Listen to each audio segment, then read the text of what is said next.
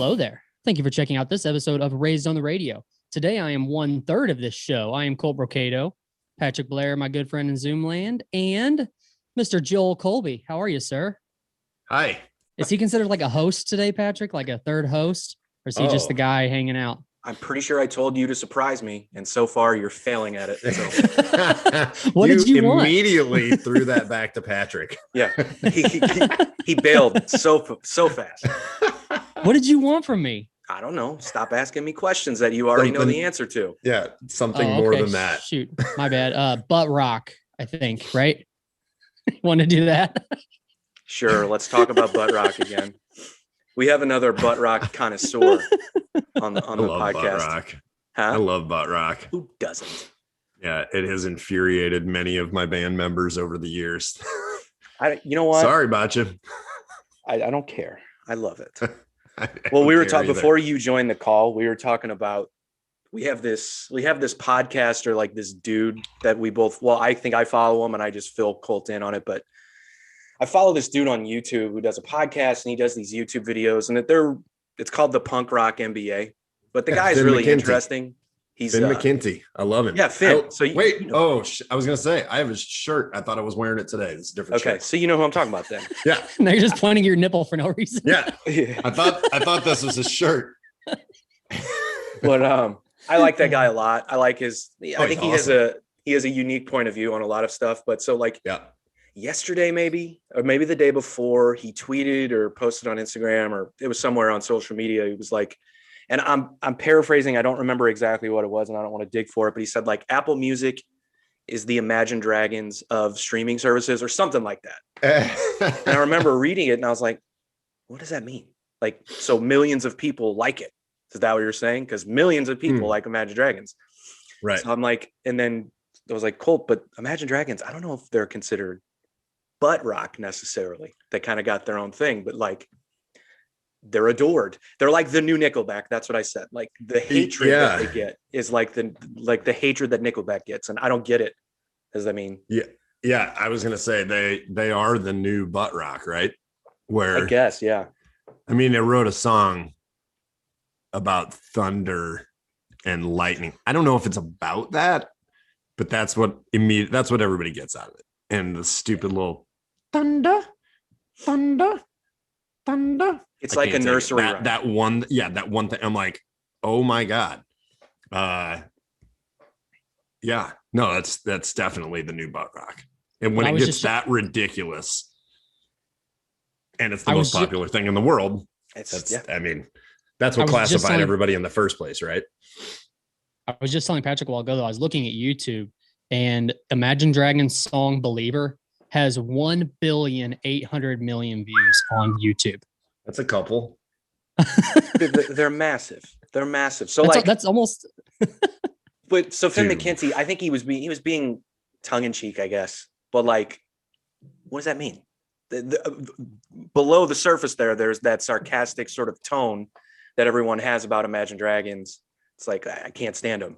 Why? Yeah, because they're insanely popular. Like, what is it? What don't you like? But whatever. I mean, I guess it's not everybody's bag. I get it. I mean, I'm not a huge fan, but I can appreciate the fact that, like he just said, they have billions of views and have sold millions of records, and you know what I mean? Right. The Thunder song makes me hate them. The first record, we went and saw them at the amphitheater when they came through. Yeah. And it was a good show. It was a good show, especially for a band that went from playing the Firebird to the amphitheater like in a year's time. It was like, I don't know. It was somewhere around that. It was a ridiculous short amount of time. Was that just an example, or did they really play the Firebird? No, they really did. No, they did. Yeah. No shit. Yeah. Dude, that place holds 8 people. Dude, right? And you're elbow to elbow. Right. Yeah. So to go, and it was a ridiculously short amount of time. To go from, Patrick knows, you play the Firebird, you're getting the band and that's it. Like there's no hoorah to it. Yeah. There's no, it's like you go to a club that small, you're getting that band and it better be good, because that's, there's no tricks, you're lucky to get the light guy to even like intermittently flicker the the house lights, you know. So to go from that to being able to fill a stage in front of 20,000 people, 22,000 people, whatever that was. And it wasn't just sold out, it was sold the fuck out. I mean, packed. Oh yeah. And so to be able to carry that whole production. So anyways, my point was, I thought that was awesome. I wasn't huge on that first record, but anytime something new comes out that is good and goes, you know, it's like I'm interested in following that for whatever it is. Then you lose me when it gets to the ridiculousness. However, the same could be said for Nickelback. Yeah. When Nickelback, I am a Nickelback fan. Everyone hates me for that, but I don't. When they first came out, was good, and then it gets ridiculous, lost me, and now I go back and listen to some of it, and I'm like, dude, this shit's awesome. I don't care what anybody says. You know, you can't deny good songs, man. Do you have a period where you know they lost you? Oh, for sure. Well, I say for sure. The rock star, is that what it's called? Okay. Rock star. I figured that's what you were gonna say. Like pool parties and fucking cowboy boots and whatever. So you don't want a bathroom that you can play baseball in, is what you're saying? I mean, I do. I do. I just don't need to listen to that song. We were actually talking about them before you joined too. I said, I've never been a fan, but I saw them live, and it's one of the best times I've had at a concert. It was just fun, you know. Yeah. Chad Kroeger is a complete tool. Where does the hate come from? You know? Yeah. It was at the arena, sold out. Yeah, I don't know. Everyone's buying merch, everyone's buying booze. Where does the hate come from? Clearly someone out there likes them. Everybody likes them. It's just nobody admits it. Right. Well, again, that was also way sold out at 20 something thousand capacity, you know. Well, Chad with Imagine Kroeger's a complete tool. With Imagine Dragons, it's funny you said you saw them at amphitheater. So I saw them at the pageant before they got to the amphitheater. Yeah. And again, not necessarily a fan. I knew the Radioactive song. I thought it was catchy. I thought it was cool. Like, let's go see them. I took my buddy Nick, which you know, the most cynical, hateful, sarcastic person on earth when it comes to music and, you know, stuff like that. So he goes with me. And I think about 30 minutes in, he looks over at me. He goes, dude, this band's good. Like, this is impressive. I was like, yeah, man, this is like, and again, I'm not a fan. I don't have anything to stand on as far as defending them, but I was like, yeah, I'm having a good time. They're good. Just, you can't deny good, I guess, is my point. But so I took that as a win for them. If you impress Nick, you're doing something right. Right. So I don't know. Yeah. And I mean, you know, to be able to capitalize that and continue to grow. Finn McKenty talked about them at one point, saying that they just figured out the marketability aspect. You know, when you end up in, and I don't know, I'm just gonna throw a car out there, but when you end up in a fucking Nissan commercial, you're doing something right. And everybody's gonna hate on you for it, but they hate that you're getting paid so much money to be in a fucking Nissan commercial. You know. So the licensing and the marketing and stuff like that. So the hate comes from hating their success, is what you're saying? I'm sure a lot of it does. It doesn't for me. It comes from a shitty song, like the stupid Thunder song and the stupid cowboy boot rock star song. That's because you go to like, and I don't love it in the way that like, oh, their newest record or their, you know, but in recent years, Nickelback put out a record and it comes out in the first song. I played this for Robbie and Dave at the shop last time I was in, getting ink done. And Robbie always makes fun of me about the Nickelback thing. And so I said, hang on, put this on. And I gave him my phone to put on. And it was that song. And everybody sat in there listening to it like, yeah, this is good. And then he starts singing and they're all going, who is this? I'm like, Nickelback, motherfucker. I told you, if I don't tell you who it is, you're fine with it, you know? Right. And so, and now I bust his balls. I'm like, you're a closet fan. You're a closet fan. And I am not. Yes, you are. Yes, you are. I just proved it. You are. You liked it. You did. And you'd have watched that. Had you not known, if they'd have come out from behind a curtain, you would have been standing there right there with me watching this. So that's funny. I think people are closeted fans also because they don't want to be lumped in with the outspoken Nickelback fans, if you know what I'm talking about. Oh, for sure. Because they have this overall stigma attached to them and like image that people have in their heads about them. And so the closeted people don't want to say, all right, I'm just like the guy who shops at Buckle and puts rhinestones on his jeans. They don't want to say that, right? Whatever. Who cares? Bedazzle butt, right? Bedazzle butt. You got to bedazzle your ass when you're going to a Nickelback show. You just do. Right. There was a lot of bedazzling going on. I can tell you that. Amongst the 20,000, I'd say, you know, a good 13,000 might have at some point, whether it was like up over the shoulder of a t-shirt, you know, that resulted like in an arrow that bedazzled back up or something. A lightning bolt. Yeah, a lightning bolt. Yep. I'm going to say maybe a piece of bedazzle amongst at least 10,000 of those. It's fine. You just got to deal with it.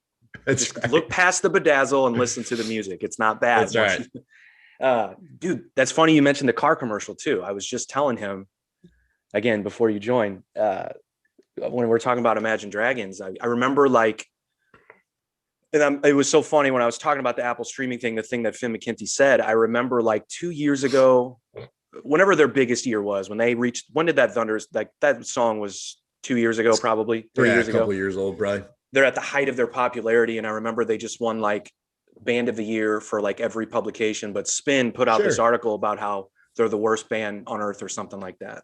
Like that was the headline, like Imagine Dragons is the worst band on earth. I think that was the headline. And I was just like, really, Spin? And I remember just tweeting going, hey kids, if you're thinking about starting a band, don't be like Imagine Dragons. Don't sell millions of records. Don't play halftime shows and don't be in car commercials. That's stupid. Right. Don't do that. That's not a measure of success at all. And then they wear car really commercials.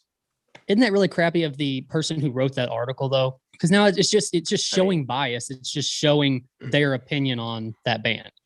Has nothing to do with like Spin in general, right? Well, right. I mean, one should know that, hey, maybe Spin doesn't necessarily, not everyone at Spin necessarily feels this way, but I mean, they edited it and put it out and published it. So, I mean, well, that's true. What can you do? It did make it past that guy who wrote the article. So it sure did, but whatever. But yeah, I just remember tweeting that.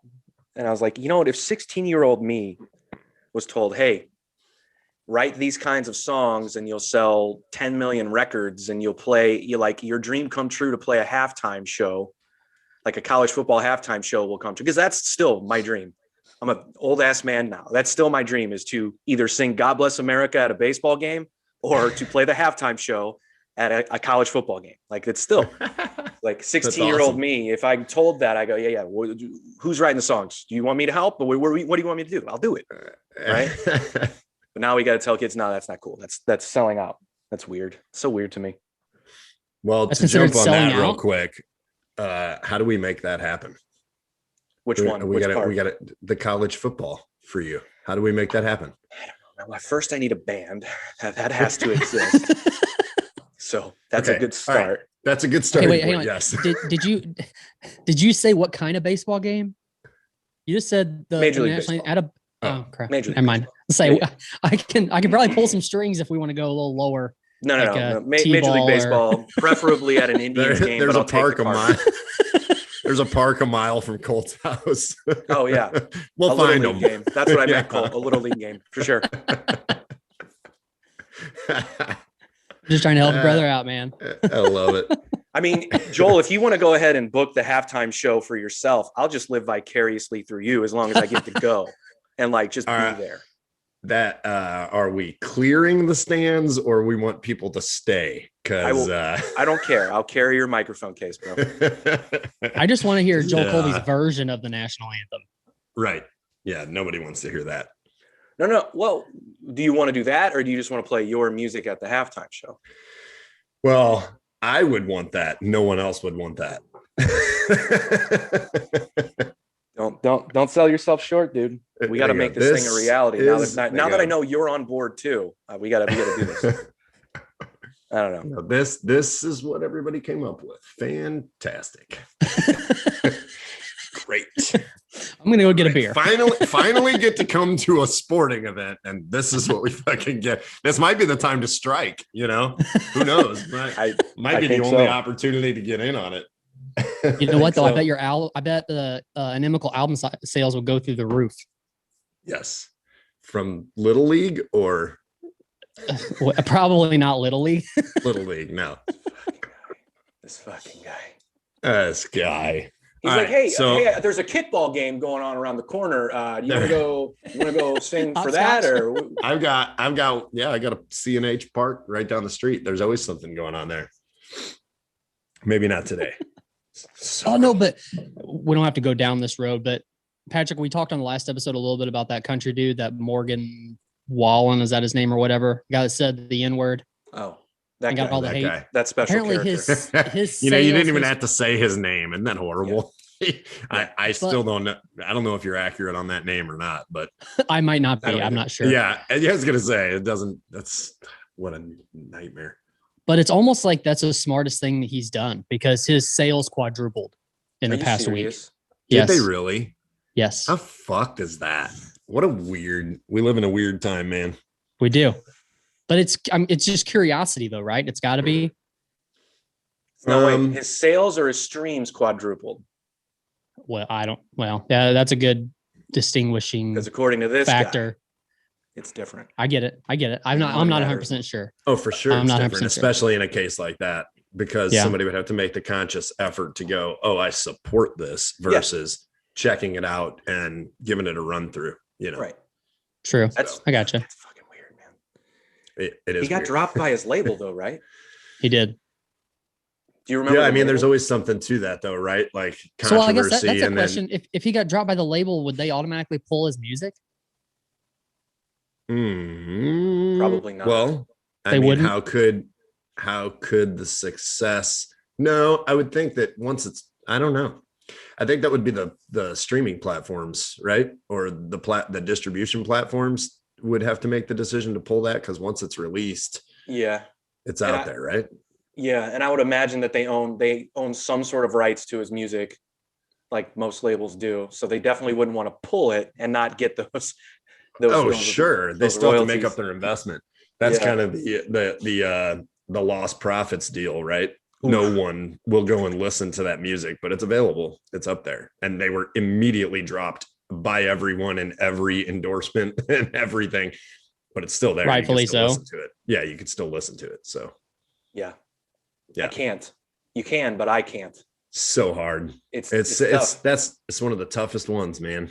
It's one of the toughest ones for guys like us, dude. One of the toughest ones to take. God damn it! Why do people have to be fucking whack jobs? Yeah, damn it! I wish you'd have never given it to me, but I don't, because there was a lot of good times and a lot of good shows in there. And but man, that makes it tough because sucks. Have you guys seen Lost Profits live before all this happened?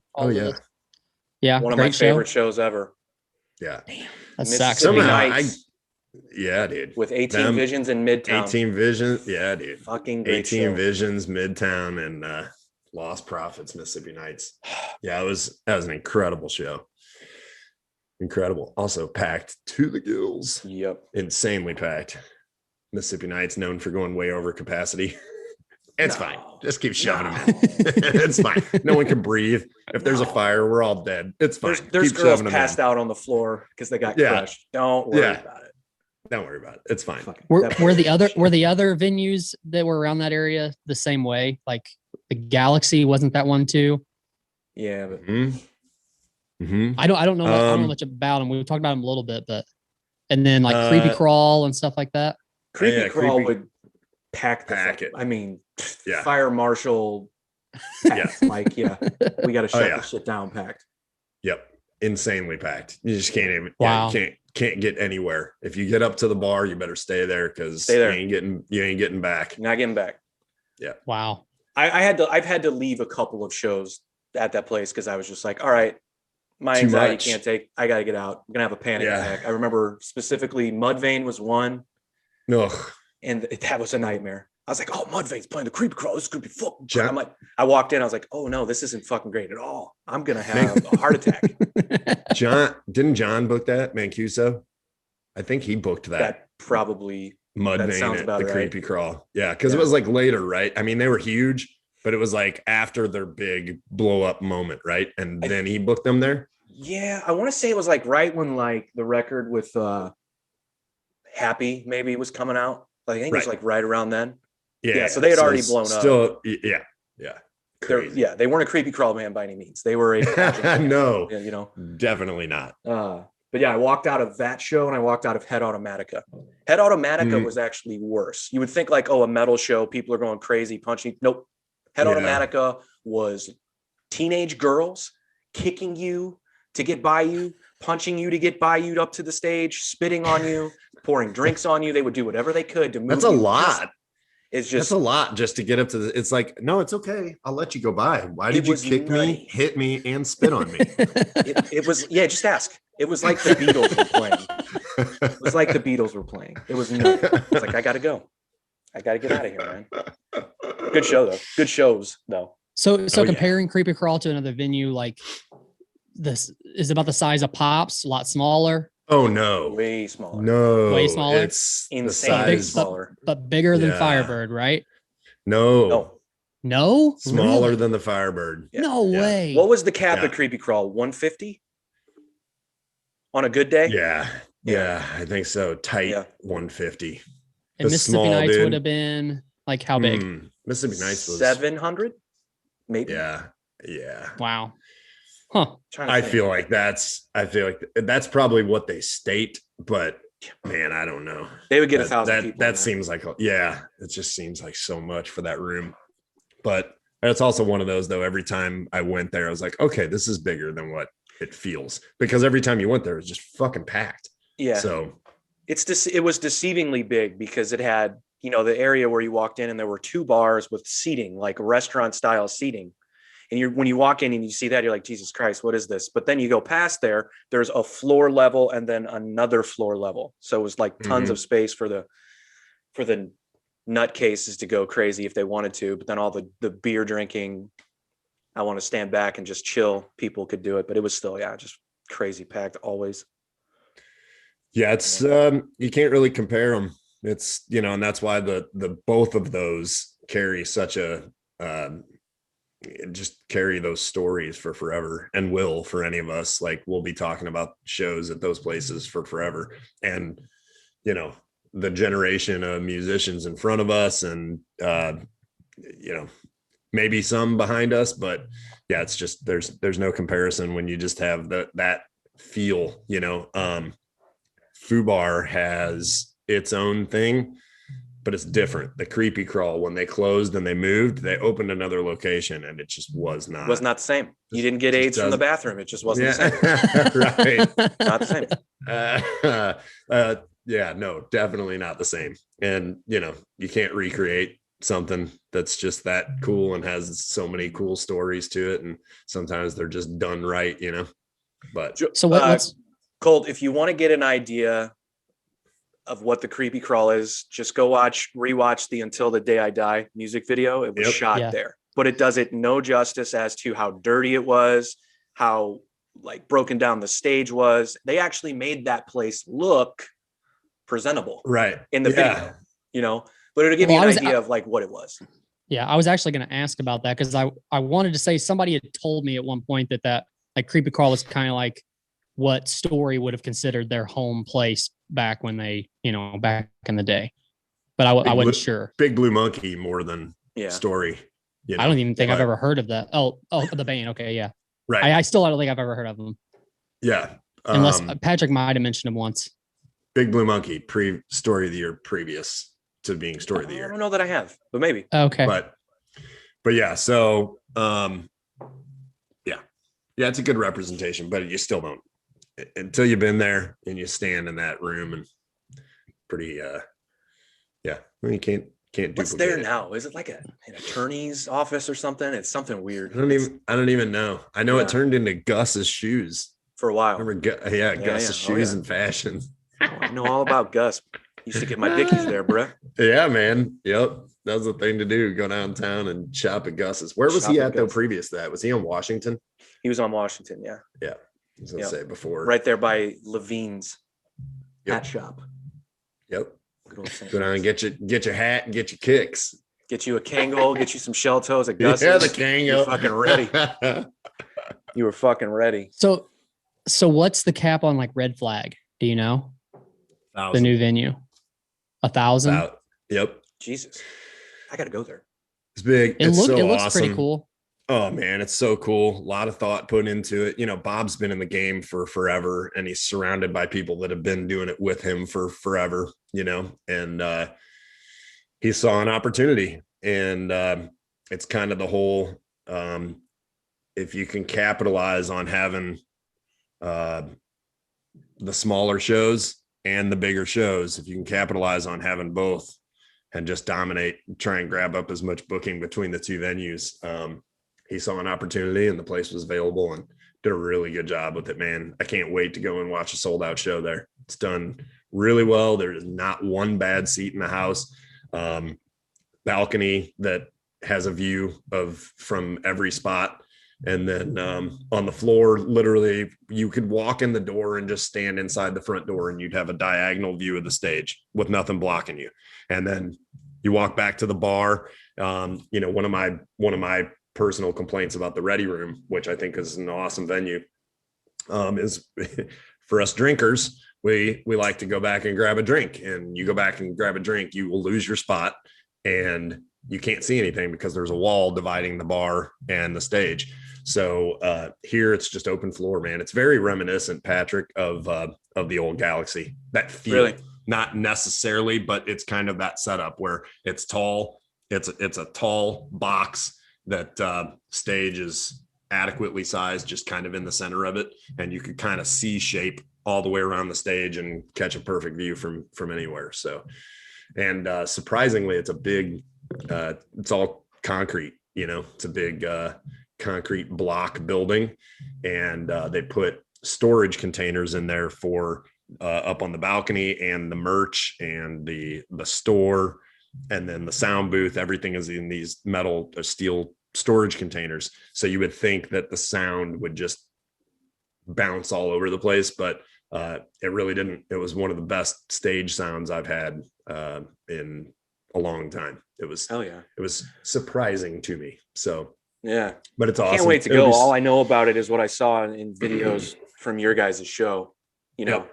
Yeah. But it looked fucking cool. I mean, and dude, from an artist perspective, the balcony on the stage left is the green rooms. So you go through the curtain, go up there, and then it's got its own balcony. So you can literally be in the green room and then not have to miss the show. If you're going back and forth, you can literally have your party up there and watch the show from a perfect clear view on that side of the stage. So yeah, that's awesome. Very, very well done. And I hope that he's been able to pull through. That's why we were happy to do the show and be a part of it to help keep people working during that time. And you know, he's had to get creative because closing the doors wasn't an option after you put all this money into the place. So yeah, it'll be awesome, man. 1,000-person show there is going to be something for sure. Yeah, I look forward to it. Hopefully it's Imagine Dragons with Nickelback opening. I'll be there. Sign me up. Can they do 1,000 cap? I don't know if they can. They'll be fine. Yeah, they can pull it in. They'd be all right. Maybe yeah. They could just show up and play the Thunder song and draw 1,000 people. Jesus. Your favorite. So Joel, this knucklehead here, Colt, wanted me to name my most underrated butt rock albums. Right. So I actually did come up with a list. This is what I do with my time. I spent time coming up with a list, but I had to set some parameters though. Like it's hard to do just butt rock because what is butt rock? Right. You and I know what butt rock is, but the people not in the know, they're going to be like, well, I don't understand what you're talking about. So if you had to name a couple, would you be able to do it? Man, probably not. You're going to be able to go way more obscure than me. You know, I scratch the surface on a lot of stuff. I don't know that I don't know. And what is butt rock? If you say some, you'll go, oh yeah, I remember that. Yeah, probably more so that. I think when I think butt rock, I think bands that just get completely played out and and then in turn become made fun of for whatever reason, and not even so much the being an asshole reasons or anything else. I think it's more so, right, just getting played out and overdone, and you just get sick of them to the point where some people just end up hating them because they're just sick of hearing it. But say you skip, I don't know, 8 to 10 years and somebody plays that song and you go, dude, that song's awesome. So that's kind of how I view it. But I don't know. I'm interested to hear the list. First, tell me how many are on this list. No, this is good. I want to hear the list because I've got questions. I'm taking notes here. I have questions on topics already. So okay. Well, you told me to do 20. Okay. But like I said, I had to come up with parameters. So Joel's going to know what I'm talking about. I'm not just naming active rock bands, and Joel knows exactly what that means. Mm-hmm. Active rock is what has been defined by our radio friends in the industry as butt rock. That's probably most what I revert to when I think butt rock. So exactly. I'm very interested. Most people do, but I had to go outside of that a little bit. So what I'm kind of limiting my list to is nu metal, butt rock, and then bands that were played on active rock radio stations when butt rock was at its height. If that makes sense. Yeah. I guess. What year would that be? Or like what time frame would it butt rock be at its height? 2003 to 2009, I think, is the time period that I gave myself. Okay. Maybe 2010. I don't have too many of those though. Like those bands that are kind of like on the outliers of butt rock, but made it into the active rock radio stuff. But so how pissed are you going to get during this when I don't know some of the bands you're talking about? I'm already counting on you knowing about none of them. So, or most of them. Yeah. Well, I'm you already excited. Pissed me off the last episode with the ones you didn't know. But yeah, so there aren't going to be like, and again, these are underrated albums. So like, but there aren't going to be any metal bands necessarily on here or hardcore bands or indie rock bands. I have underrated records for those. But you said butt rock, so I was trying to find a fine line to walk there. But one, I know for a fact Joel likes it. But I think it's incredibly underrated, and it's the album "Life Starts Now" by 3 Days Grace. Oh, absolutely! It's their best record. It's hands down their best record, and it's probably I would say from a radio play perspective, their least played. I have a small. I'm thinking, is Riot on that? No. Nope. Riot's on the 1X. Okay. What's the radio song or songs from that record? See, I don't even know the radio songs. I just know the record. The big ones. The big ones, Riot and Animal I Have Become and. But that's not on Life Starts Now, you said. No, it's not. No. Oh, I thought you were asking about the other record. Oh, no, Life Starts Now had Break. Break was the biggest one on that one. Okay. Break. Yeah. And not the worst song on the record, but definitely not the best. Not the best song on the record, not even close. No. Yeah. That's why I think it's an underrated record, is that the songs that weren't played on the radio are better than the ones that were played on the radio, my opinion. So I know you knew that. 100%. That is, yep. I'll stand by that. I'll argue that every time. And that's one of the records that made several band members hate me, I think. It's like, I'm sorry, I'm not letting it go. It's a really good record. I recall going to a blues game with you and you playing that record and one of your bandmates going, turn this fucking bullshit off. Yeah. That might be how I know that you like that record. Yep. I think maybe we've talked about it outside of that, but that's funny. But before you move on, so this is before we started the podcast. This was last year when we went on the float trip, us three. And I had the Bluetooth speaker on and a song from that album came on. And both of you guys instantly looked at each other and said, this is such an underrated record. And I almost fell off of the raft. Like, what? Did I just hear Patrick and Joel say that? I can't believe. Yeah, man. Blew my mind. Blew my mind. I think, you know what? Even though he's not in the band anymore, I think they're an underrated band with the original singer too, just because his voice is so hard to fucking mimic. He's got such a unique voice. Right. That's why I liked them a lot. But I mean, what are you saying? You sent me something about him the other day. Adam Gontier. Yeah. He's got, like, if you ask me like, hey, I'll give you $1,000 to join a karaoke contest. I'm not picking a 3 Days Grace song to do in that contest because I know I will fuck it up. He's just that he's got a unique voice. Yeah. So yeah, I think that's another reason why I just really like them too. But I think it's yeah.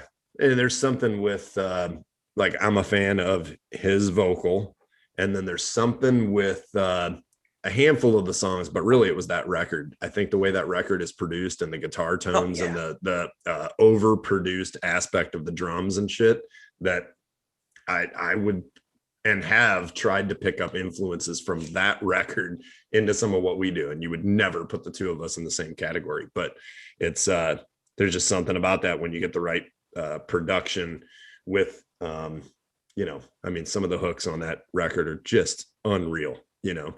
And it's less goofy, if you will, than some of their other stuff, you know, Song I would Riot, agree. A little darker, you know, a little more serious. For sure. Yep. Yeah. However, I don't follow anything of Saint Asonia. Colt has sent me some of that. Yeah. I don't follow any of it, you know, and it's not a thing. I'm a fan of Adam, but then I go, well, maybe it was just the right combination with everything. Cause that was really the record that I attribute when people are like, oh, 3 Days Grace. I'm like, oh yeah, I love it. But I really don't care to see them now. And I really don't care about Saint Asonia. It was really just, much like many things with me is like one record or one song that just hits at the right time and hits, you know, there's something about a couple of those that I could go right to the point on the record and be like, this is why this part jumps out at me. And I haven't heard that rematched in any fashion. So yeah, for sure. Yeah. It's got to move me. I say that to Cole all the time and he laughs at me, but dude, music moves me. And if you make music that moves me in some sort of way, right. You've doesn't matter what it is. Yeah, you've got me hook, line, and sinker after that, you know? Yeah. Like my wife makes fun of me for listening to electronic music. You're not supposed to make that face when you say my wife. I am, because she makes fun of me for liking electronic music, and I'll have it on sometimes, and she goes, "What the fuck are you listening to?" I'm like, I don't know. I like it. It's moving me right now. I can't explain it. But that's what's odd. The thing for me that's odd. And Joel, you might be the same way with that too. But you say with the music moves you, but you literally mean the music. Most people wouldn't think that. Most people would think like the lyrics, like what is being said in the song is what moves you. You're not like that. You're like these lyrics, the Cole. music itself. God, I'll tell you. Joel, I think Joel, you're a lyric guy, aren't you? Or no? Sure. But I'm a music guy too. I know. Yeah. Colt, I can appreciate good lyrics, and I do. However, the music has to move me first for me to even start paying attention to what it is you're actually saying. That's just okay. Me. That's just me. Okay, I get it. We might have talked about this before. People listening to this are gonna be like, "Cool, you guys all talked about these things before." Sorry, we've all spent a lot of time together. Okay, but with it has to move you. It doesn't have to be the lyrics. Sometimes the music hits first, and then you go, okay, awesome. And then you go to the lyrics, but there is a band. I never want to call it out. Nobody knows this band anyway. Have you ever heard the band Fort Hope? Yes. No. Dude, lyrically, what are you doing? What are you doing? Not all of it, but some of it I go, man, I wish I just wrote the lyrics because the music is really good. And I listened to several of their songs over several records on regular rotation, throw it in playlists. And they are really talented. I mean, when I say the guy can sing, he can sing, and he can play and sing. And if you were to watch this band live, I think they're from the UK. If they were to come here, I would definitely stand and watch every second of that show because the kids can just play. I mean, play real well. However, you start to dig into some of it, and they're, again, not all of it, but some of them are like, dude, what are you doing? Did you just say all the boys and all the girls? Did you just say that? Like, that's what you wrote down? And your producer didn't stop you and did maybe we come up with something better here. I don't know. So anyways, Fort Hope certainly is going to listen to this, and I apologize, guys. I'm a fan. Certainly when they go, they're going to listen to this. Certainly they're going to hear this. And I promise I promote your music. No, but that's a good example of one that I could play you 3 or 4 songs. You'd be like, damn, dude. Yeah, these guys are really good. And then you dig into it more. Yeah. Was he talking about? It's like, oh, I attribute some of that to I think they're really young. So us old guys can only relate so much, you know? And if I was that good when I was that young, I'd have probably said some stupid shit too. I still say stupid shit. So, but you know what I mean? Yeah, no, I'm with you. Yeah. I that guy's like me. I guess he just doesn't care about the lyrics necessarily. And again, I've listened to bands the same way where I go, God, this is awesome. Then I'll hear what they say and I'll go, well, that's goofy, but it's not going to make me not like the song. Right. Yeah. I mean, I like System of a Down. Like, what are we talking about? I like Deftones. Like, what are we talking about sometimes? Yeah. You know, like, what are we really talking about? We don't know. You know? So yeah, I'm with you on that. So anyway, what did I say? What was it? Life Starts Now. Yeah, it's an underrated record, but that's an obvious one, I feel. I think another obvious one, or just because I know you've probably heard of it, but the album Sci-Fi Crimes by Chevelle is front to back a fantastic album. It's so good. And again, not one of their most popular. What's it called? Jars was Sci-Fi pretty big, Crimes. though. Sci-Fi Crimes. All right. What's the song I would know? Would I know any Jars, of them? Because they get a lot of.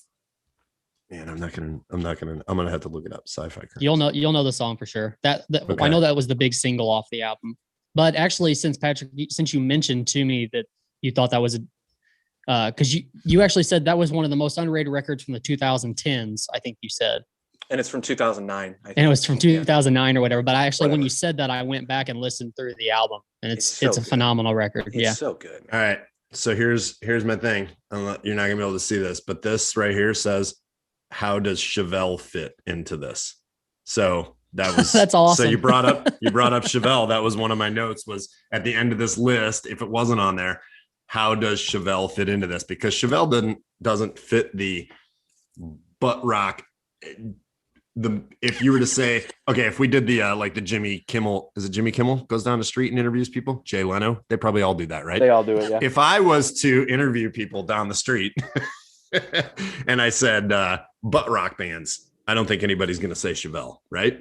However, in the parameters that are classifying a lot of these, I like where does that fit? Where does Chevelle fit? I know now it's on your list, but you're talking more of a specific record. They had early on success, got hammered on alternative radio, active rock radio, everything, right? I had no idea. I actually tried to book them once and had no idea just how big they were until you go and look at their accolades and how many number ones and how many top 40s and stuff. And you're like, oh shit, Chevelle's done the damn thing, and that anybody in our area knows that they could play a radio station show and pack the place no matter what it is, whether it's one of the headliners at the amphitheater or selling out the pageant or whatever. So just as a catalog, where does Chevelle fit into the idea of butt rock? What is that? Because just so much radio success, because their songs aren't corny, right? It's well, Send the Pain Below is kind of corny, but yeah, I'm with you. Such a good song though. It's a good song, but it's kind of corny if you think about it, right? And it got to be corny because it was so overplayed, but that's kind of like where I lump them in. They fit in with all these bands on the active rock stations, and they were blowing up at the same time.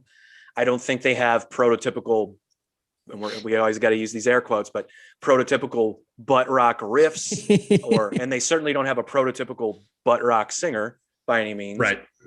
But they do the 3-piece thing. So that's, they're kind of like in their own little thing because of that. So, but they could play with Papa Roach, and then they could go play with Nickelback. They could play with Five Finger Death Punch, and then they could go play with what's the oh god, see, that's what happens. Yeah, that other one. God, what's the band? Alter Bridge. They could go play with Alter Bridge. You know what I mean? They could hit both of those fan bases and do just fine. So yeah, that's kind of how I fit them in that. But musically, not so much. Yeah. Sure, they got some distorted bar chords. Who doesn't? Who doesn't? I don't know. All right. Well, I like it, and I still don't know, but I'm the worst with names and stuff. I'm terrible with song titles. Yeah. So you were like, what's the big song from that? I was like, shit, that one. Let me try and start singing it. I have no idea. So one I brought up on the last show with him, and I actually played it for him because it offended me so much that he had no idea. And you might not, but there's a band called 7 Channels. They put out a self-titled record back in like 2001, 2002. And they were like before Nickelback. They were before butt rock had even taken off on radio, but they put out this record. They had like the number one. Do you remember MTV X? Do you remember that video station? Briefly. I want to say I do, but I don't know that maybe I never had it. Yeah. So briefly, it maybe lasted a year, maybe 2, but MTV put out an extreme video channel where all they played was hard rock and metal. 7 Channels had like the number one video on that channel for weeks. It was just the most popular video. Not anything special about the video. It was very butt rocky, but but that record, the single for the video, the song called "Breathe." That's what I played for Colt last week. That was their single. But yeah, the album front to back. And maybe that's why I like it, because it was so ahead of its time. We hadn't heard of Nickelback yet. The majority of the pop, the mainstream, like pop culture, active rock radio listeners hadn't heard of Nickelback yet. We hadn't heard of these bands, 3 Days Grace, Papa Roach. So 7 Channels kind of had like their own thing. It was very ahead of its time, I guess. I don't know. But the whole record's good. So go check it out. It's on my list. Note taken. Sweet. Oleander is another one I brought up on the last show. Oh, in my opinion, they have 2 of the most underrated records of all time. February Sin and Unwind are both incredibly underrated, in my opinion. Now, both had a song on the radio, but the rest of the records. What's the big one? What's the name of that? The big single that got them in rotation. Why I'm Here, maybe. It's the reason. Yeah. I don't know. God, I would have never remembered that until you said that. Well, the one, and then the one if it would have popped up, I wouldn't have known it was them, but I would have been like, oh, that song. Yeah. That's from February Sin. And that's way ahead of its time too. That was like 1998, I think, or something like that. Yeah. And again, they weren't necessarily butt rock. They were more alternative, post grunge, whatever you want to call it. But when that next record came out, man, they were lumped in with Creed and Nickelback and all those bands. But their records were really good. So what a great group to be lumped in with. I wish I was. No shit, right? You get to play a halftime show with Creed. Okay, I'll swing on those ropes around Scott Stapp. That's totally fine. What do I got to do? So we went and saw a cover band that has a whole shtick. I don't know if you've heard of Platinum Rock Legends, PRL. No, but I want to know. I want to know who they are. so we went and saw this cover band, and it's all things platinum. So they dress the part. You can look it up. Like if you go to their page, like they do photo shoots in the full dress up, right? Like Poison shirts with the Bret Michaels hat, they change wigs and they do the whole thing, right? But anything that just went huge, but it's everything from Poison, Motley Crue to Prince to Michael Jackson to Bruno Mars to like you name it, right? But it's everything that no matter who's in the room, you've heard the song. Sure. And they do those whole rotation. Everybody sings, and when it comes to like the Backstreet Boys, they do the dance routine for that video, and they've got the white vests on and the whole thing. I love them. It's a full workout routine. Like to do that, I'm like, oh, this is full-time gig. But cover bands, they make good money, and when they get a following like that, and the place was packed, and so we had talked about that, and we've been talking about it forever. Wouldn't people go to a Nickelback Creed tribute band? Yeah. I think if we just did that, I think we would have money coming in 3 nights a week. Good money, 3 nights a week in front of a ton of people. I think as hated as the butt rock genre is, everybody knows it. Everybody knows it, and everybody loves it. Closeted, they love it. I call bingo on Thursday nights. That's how old I am. It's more that was my forced retirement gig this year. But musical bingo, right? Anytime a Nickelback or a Creed song, Arms Wide Open came on, and everybody knows it, and everybody's proud to sing it. So I'm like, I'm witnessing it right now. It's just who's got the balls to actually spend that much time learning every Creed song and every Nickelback song. Yeah. Right? Yeah, for sure. I'll do it. And you could throw in Trapped and call it Hated Rock Legends. Yeah. I was gonna say. And you have a whole show. What was that you had last week, Patrick? Chris Brown was number 1 on some list. What was it? I think was it just Hated? It was Hated butt rock band members. So it wasn't just lead singers. It was people. Gotcha. On the list. Some of the guys I was like, oh, okay. I didn't know the guitar player of Saint Asonia was named that. Okay, fine. Sure. Right. And that's guitar arbitrary. Player for Saint Asonia was? No, I don't know. Oh. I was just throwing something out there. Yeah. I was going to say, that's the guy from Stained, right? Is it really? Mike Mushak? Yeah. He's the guitar player for Saint Asonia. Oh shit. Well, there you go. When I won't go too far down that road, but back to the point earlier with Adam fronting that band and knowing that Mike Mushak was a main songwriter and I think writes the music. I think I like Adam better having more control of writing his own music. I just think his melodies are better over 3 Days Grace stuff versus Saint Asonia. And that's like, I like Stained as a band, as we all did. And I like Adam fronting 3 Days Grace, the two of them together. And I don't know that that's the way that it goes, but that's my assumption, is that having more control over writing the songs and then writing vocals over somebody else's music instead of sitting down with a guitar and working out the initial ideas on his own, if that makes sense. If that's even, they might also listen to this podcast and go, hey man, you're wrong. Adam still writes a lot of again. So, but that's a good assumption, right? Because like if you wrote guitar parts for me to sing over, it would sound completely different than something that I was doing if we were, you know what I mean? That's just how that goes. So anyways, that was, I think, a point that I had made before with the whole Adam and Mike Mushak thing. So roundabout, Mike Mushak plays guitar. And now you say he's the most hated guitar player. No, he wasn't on the list. I had to think of an example quickly. I don't think he was on the list. I don't know.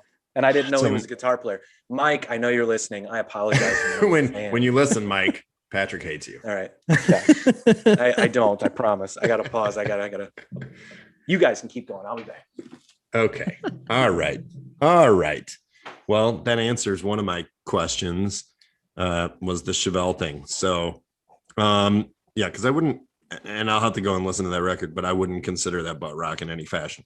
To me, they fall out of that category. Somehow they've dodged that bullet amongst being in the genre. So maybe that's a success story. You think? I think Pat's dog is coming to take over for him. Okay. Nope. We can try. Nope. Dog was like, hard pass. Not talking to these guys. But yeah, so maybe that's the success story. It's like, well, I want to be heard and I want to be in this genre. How do I do it? Be Chevelle. If you don't want to fall to the ways of Nickelback and Creed, and maybe it's the front man thing too, right? Because God, Chad Kroeger is such a tool, and God, Scott Stapp. There's P's and F's in there somewhere. Stapp. Yeah. Stapp. Or is it 2 P's? Stapp. Scott Stapp is also a complete douche noggle. So I don't know him personally. So when Scott listens to this, I apologize, man. I don't really know you, but they perceive you to be a douche. My bad. But Chevelle's guy, whatever his name is, isn't a bad dude.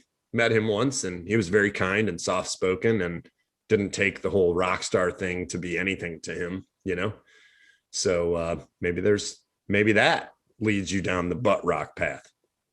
Isn't it? It's him and his brother, right? Isn't his brother in the band too? Or there's brother, three of them. Brother or cousin. No, I think it's two. Just two? Are they twins? I don't remember. I don't think they're twins. I think they're just brothers or cousins. I think it's just a close family. There's a baby. I just saw a baby.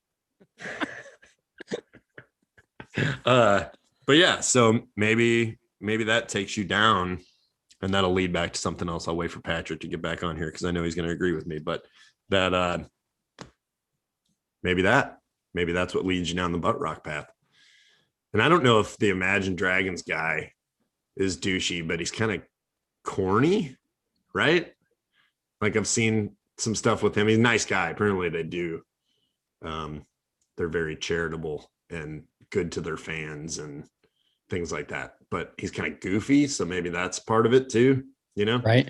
Look at this guy that's supposed to be a rock star, but he's a complete cornball, you know? Or look at this guy that thinks he's a rock star and he's a complete douche noggle. I don't know. I mean, who knows, really? Right? I don't know. Just agree with I'm so caught up on the Chevelle thing now because it's like, yeah. Who is there any other bands out there that can do that are kind of like their own thing outside of the butt rock scene, but also can be lumped into the butt rock scene with everybody else? I don't know. So, Pat, here's what you missed. So, in talking the Chevelle thing, I wouldn't probably still put them in the butt rock category. I'm going to go and listen to that record and see if your reference would end up on that list if I didn't consider them to be out on different reasons. But the reasoning, they kind of flew under the radar, right? Like nobody hates them. I don't think people hate on Chevelle, do they? Like and when I say people, obviously, but I'm talking like the mass conception. I don't think anybody would necessarily say Chevelle if you were talking to them. But is it because maybe the front man's not an outspoken douche noggle, right? Chad Kroeger, complete tool for sure. Scott Stapp.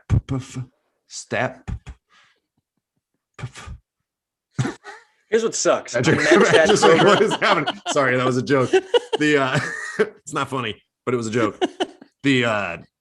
Clearly an outspoken idiot and douche noggle, right?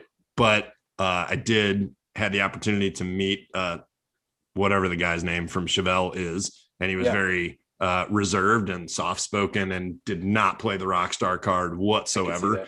Didn't look like he cared whatsoever. He was actually very concerned. The Blues were winning in the playoffs whatever year, and it wasn't the year we won the cup, but it was a big deal. And so the crowd was chanting, "Let's go," or every time we'd score, there was a game going on, they'd go Blues. He thought they were booing him, and he was legit concerned that he said something back to the crowd like, okay, like thinking like, okay, we're playing new music, we'll get back to the stuff, right? It's like, and literally people from the station had to tell him like, it's a Blues game, man, and it's crazy times for us right now. People are really excited. That was not against you, but no, he was like legit concerned. And so didn't play that card like at all. And, so anyways, maybe the front-man thing can lead you down the road of butt rockism, right? I would agree. Yeah. So he's definitely not like I said, that's a good point. He doesn't have the prototypical butt rock singing voice necessarily or style. And he doesn't behave like the prototypical butt rock singer. So yeah, that's a good point. Dude, I met Chad Kroeger and he was such a nice guy. He was such a cool dude. He was so fucking down to earth, man. It was so, I met all those guys and I was telling Colt, they were all fucking great dudes. Like one of the dudes came up, I think maybe it was the drummer, huge Red Wings fan, came up, started talking Blues hockey with me and was just like, they were just all like cool. So like the stigma attached to that band, it's unfortunate. But maybe they were, we were in like a green room area where they know they're having like a meet and greet with people. So they got to put it on. Right. Sure. Yeah. But whatever. On stage, Chad Kroeger might be one of the cringiest. Yeah. Bad jokes. No one gets it. Talks in between every song and keeps talking and keeps talking. It was something to behold. Unless they're shooting the beer out of the t-shirt cannons. Yeah. He's usually speaking. Yeah. And I don't consider that to be douchey at all. I want to shoot beer out of Who beer the cans. fuck doesn't? Yeah, one of the best parts of the show. Yeah, we literally threw hot dogs off stage. So wrapped in foil, throwing hot dogs. So Pop-Tarts. I'm all for it. Why not? Guilty. Everybody wants whatever you're throwing. Yeah. So just saying. Yeah. All right, what's next on your list? Fuck, I don't know. So again, if I'm sticking to butt rock, I did say on the last show too that the album Love Hate Tragedy by Papa Roach, hands down, their most underrated record, and I still think one of the most underrated records of that time period in music and of the genre. Whether you call them butt rock, whether then they were still nu metal, whatever you want to say, that record is so good. And I remember not hearing any of it until I went to see them live at Pops, actually, which that was an insane show. I mean, packed to the gills, you know. And I remember buying the CD there at the merch table because I enjoyed it so much. Like I had Infest, I listened to it. You know, that's a legendary record, right? And I remember hearing the She Loves Me Not single come out or seeing the video or something. I was like, oh, that's cool. But I wasn't excited necessarily. But then someone was like, hey, I'm going to see Papa Roach. You want to go? I'm like, yeah, let's do it. And I just remember like every time they said new song, I remember going, fuck, this is awesome. Like I was never like bummed, like play Angels and Insects, Between Angels and Insects, play Lazarus. I was never like that. I was like, yeah, play something new. I'm curious. And then I went and bought it. And I was just like, oh my God. I'm not going to say this is better than Infest, but I'm going to say it's as good. And that, again, in my opinion, and it's always stuck with me that way. So that's on my list for sure. I don't know if you remember that record or not. But. Yeah, for sure. I'm a big Papa Roach fan. And again, I've seen things where they fall into the butt rock category. To us, it was nu metal. You know, that was right. That's what nu metal was back in the day. You know, nu metal's taken on so many different changes over the years. But yeah, again, I can see why. I see why they fell into that, and they went corny for several singles anyway. I don't know if it was whole records or whatever else, but yeah, they went full LA cornballs for a while. So maybe some of that. I think all those guys are really good dudes too, and get a pretty good rep around keeping it together through a lot of rough years. But they fall into the butt rock thing. But maybe it's because I'm old. I don't want to give that to them. I want to remember them as nu metal. Well, Joel, have you seen the new collaboration track that Papa Roach did with that Jarris Johnson? Yeah, hard pass. Okay, I just wonder because I know Patrick hates it, and I'm just I'm just now. I'm towing the line. Like, I don't know if I like it or not. No, I know why Papa Roach did it, and we talked. I know about why they did it, but why? But for the fans, why? Yeah, that doesn't do it. That doesn't do anything for me. Yeah, but also I don't want to hear that kid sing his own lyrics over Last Resort. I don't. Yeah. I'm not interested. Yeah. Go write your own Last Resort, dude. Like I don't want to hear you. Like I don't know. That's probably me being an old fucking bitter fart. I get it. I understand. I'm an old hater, but we're allowed. I'm allowed. And I admit it. I embrace it. But yeah, that was my take on that too. Not hard pass. I don't know why. I don't know why that's appealing to anybody, but it's appealing to somebody, I'm sure. But there is something to be said for breathing new life into something that was that popular and whatever else, and they can do whatever they want, you know, obviously. Sure. But yeah, no. I told Patrick, I told Patrick, I bet it was nostalgic as hell to be able to redo that music video, though. Sure, but that would have been cool. Yeah. But then again, I guess they could, if they really wanted to, they could have just redone it anyways, just for fun, for fun, and remastered the track or something somehow. Mm-hmm. That's what I was saying. They don't need to like do a song with a TikTok star to recapture some sort of fame or success. They're still insanely successful and famous amongst the festival crowds and like all that stuff. So like they're doing fine on their own. Like financially speaking, yeah, it's probably a good idea because TikTok is all the rage right now. And there are legitimately teenagers becoming millionaires because of TikTok. I get it. It's a good business decision, but they didn't need it. Like they're you know what I mean? Like they're not hurting for the exposure or the money, or like, maybe they are, maybe they're spending through their money, maybe they're whatever. But I'm just saying, from the, I guess the implication from the band is that they're successful. They're not sort of leading off this thing like they're hurting for anything, right? They're not starving.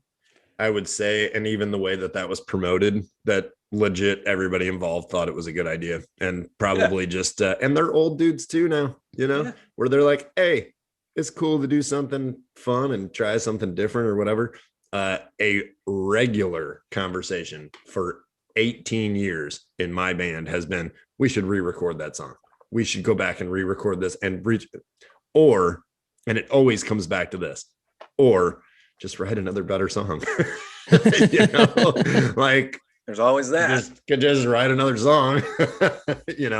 So I get it, and certainly the business appeal. No band in a big business aspect of the music industry, Papa Roach being one of them, wanted to take an entire year and a half, or maybe 2 years off of work either. So financially, probably a great idea. Yep, 100%. What do I want to say next? Okay, I'll do this one. I think the album Hello Hurricane by Switchfoot is insanely underrated. While we're on the subject, I think Vice Versus is insanely underrated as well. They fly way under the radar when it comes to bands from that time period, as far as radio play goes and success and just good songs. But both of those records are front to back. Is that a butt rock to you? I only know the first record. No. So again, remember, I had to set those strange parameters where it's like, right. I don't think Switchfoot is butt rock. I think they're a pop rock band. Yeah, I was going to say pop almost above anything anymore. But those songs from those records got played on active rock radio stations. So people did lump them in. And probably if they would have stuck with their original recipe when they were, because it was more active rock when they first started. But God, Vice Versus, that song in particular, Vice Versus, now that's a lyric song. It's an amazing song, but man, what a great song lyrically. It's good, man. That's a great record. Great record for melodies for days on that record, man. Guitar melodies, bass melodies, vocal melodies for sure. The drums are creative in a way where it's not like just like straightforward pop drumming. Everything about it's good to me. So I would definitely put that on the list. As a lyric guy, to read that and know that literally that's a guy sitting down with a guitar with something seriously on his brain and he doesn't quite understand how to put it out, and just sits down and starts writing words to this simplistic acoustic melody that he comes up with, and you come out with that, and when you read that, it tells a story from the very first line, and every line makes sense tying into the next part and finishes on this point where you're like, Jesus, dude. And even the title has this contradictory meaning, and that song is fantastic lyrically. Yep. For sure. Go read it, Colt. That's your homework. Go read the lyrics. Read the lyrics to Vice Versus. This guy with pride says to me he doesn't read. It's unbelievable. He'll read lyrics though. That's the one thing I know he reads, because he recites. Go read lyrics. Yeah. I'd prefer not to read. Don't feel bad about that. I definitely prefer not to read. Yeah, it's just. I told you I'm taking classes. It's the most reading I've done in forever. Like, for real. And if I could listen to it, I'd much rather do an audio than to actually read the words myself. Not a reader. I'm a listener. I'm surprised they haven't done that yet. Was Audible that does the books on tape? I wonder if they can't do that with. They probably do, but not for something as obscure as individual classes. There's probably recommended books that would be, but not especially for what I'm. Did you convince Colt to read? No, definitely not. No, it's gonna take a lot longer than that. I kind of defended him. I said I would rather take everything in audio form than to actually have to read it. I I listen and comprehend better than when I read it and have to read it again to try and pull something. And then sometimes I overthink it, especially writing. If I have to respond to reading material, I overthink it, like as if maybe, I don't know. But yeah, I could spend way more time on it rather than listen to it and then have a conversation about it. Way better for me. The reason why reading drives me nuts is that my brain goes to a different direction way too fast. So for me to be reading a paragraph, more than likely I'm gonna have to read that at least 4 or 5 more times to try to try to pull everything out of it. I just start thinking about other things and I can't stop my brain from doing it. Maybe I need to meditate or something. I have too many conversations going on in my brain at the same time. Yeah. Right. I hear for you. Sure. So are we on like number 6? Yeah, we're never going to get through this whole list. No way. But you know, it's fine. We'll keep talking about them. What one do I want to do? So again, this is more new metal ish. Yeah, it's new metal because they came out when new metal was popping, but insanely underrated record. I think I know a few people that know about it. Joel, you're maybe one of them, but the band From Zero. You remember that band? Oh yeah. And the album One Nation Under, front to back, outstanding record. Every song on the record's good. Yeah. Yep. Every song. I can't agree more. And man, for a band doing they had so many vocal parts going and harmonies going and things that just other bands that other bands just didn't do or couldn't do. And I couldn't believe that they didn't stick with that recipe and go on to be bigger than what they were. The second record for that, what was the second record? I don't even remember. See, doesn't matter because it's horrible. It was not good. There is nothing memorable. Right? No, it was like, I don't know what they tried to do. It's real weird, man. Yeah, I can't even tell you. And I've tried to go back and listen. Like, I was probably wrong. I was probably too critical because I loved the first record so much. It's not good. Don't waste your time on it. I'm looking it up now. I got to know at least what it's called. I don't remember it, man. It's weird. No one does. It's a weird thing. I don't know what happened because they had a major deal from Warner Brothers. I think was it Warner? They were on. So that's one of the things that I loved about them. They were on an R&B label. They were on Arista Records. Arista. Okay, yeah, that's what it was. Arista broke Outkast and fucking Aaliyah and like TLC, like, and a new metal band was on. That's what was so cool about it. I was like, what does this band have that this label was like, yeah, we're gonna put it out. Let's fucking do it. Yeah, I wonder if that was the downfall of it though, because could be the second record completely changed direction and just wasn't good. It's called My So-Called Life. My So-Called Life. It's not good. We'll have to talk. You have to listen to it and get some feedback on. Yeah, because it's just not at all. You hope to hear something from what attracted you to the first record. Nothing. Really? Although that was kind of when new metal was on its way out too, right? Or that good point. Type of new metal. Sure. Right. Because then new metal shifted in the direction of Limp Bizkit and Korn and went really big in that direction. And bands that were just like the real new metal. I know you're a big fan of Switched. That was another one that was big and incredible record, came out big, hit a bunch of big tours, and then just went away. And, that was kind of like those bands that were like new metal. Kind of fizzled out on a second attempt, Yeah. But I don't know if that was a shift in just the way that the genre went. But yeah, that's another really good example of a great start and then just fizzled out and left many of us going, what happened? Where was the follow-up that could have been so good to that record, What happened to these bands? So I got another one for you then. All right. Remember Pulse Ultra? Of course. The album Headspace, one of the most underrated, unappreciated, unknown records to ever come out from that time. Hang on, was there one big track off of that? I don't think they had any radio play, to be honest with you. I don't think they did. They hit MTV pretty good. Yeah. Like they did the college circuit. I saw them at St. Louis University in the campus fairgrounds at St. Louis University. Wow. I want to say that I know a track from them. I saw them with what it is. Man, what's the band? So the single listed on Wikipedia for that record is "Build Your Cages." Yep, I do. Okay, I'm. Which I didn't want to know tell was you a how I single. know. I don't know that. I do know that song though. It is a good song. I don't know the rest of the record though. The rest of the record, again, front to back, there's not a bad song. Yeah, on the record. Cages. Build Your Cages is by far the. I don't know. Yeah.